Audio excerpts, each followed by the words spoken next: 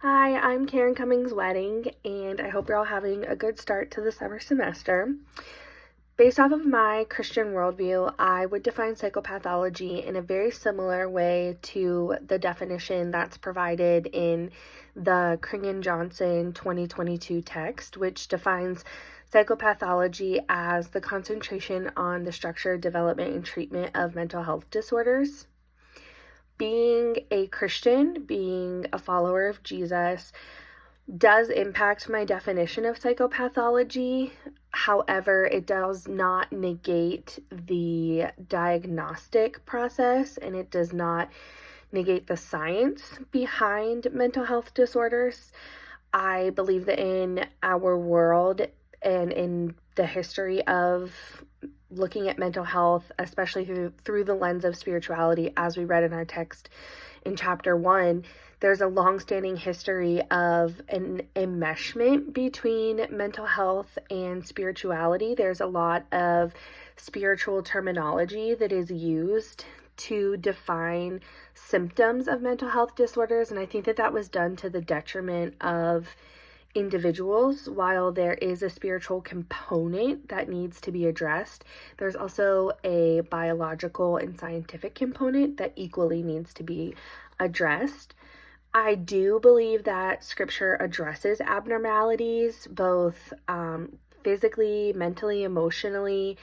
All throughout Jesus's ministry in scripture, we see him engaging with individuals whose symptoms very much so mirror those of an individual who is having a psychological crisis. We see him interacting with people who are described as possessed or mad, and I think that these are all indicators of a mental health concern.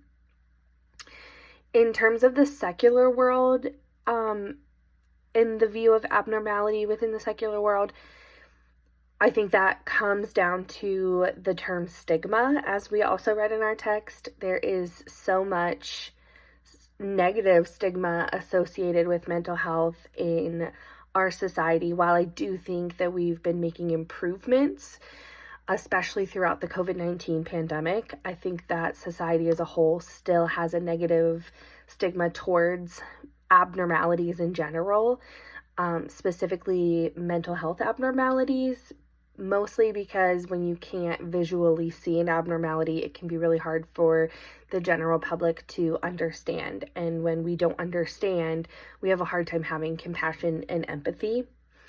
I found a study that was published in the National Library of Medicine in 2022 that specifically studied Christianity and the view of evangelical Christians on mental health.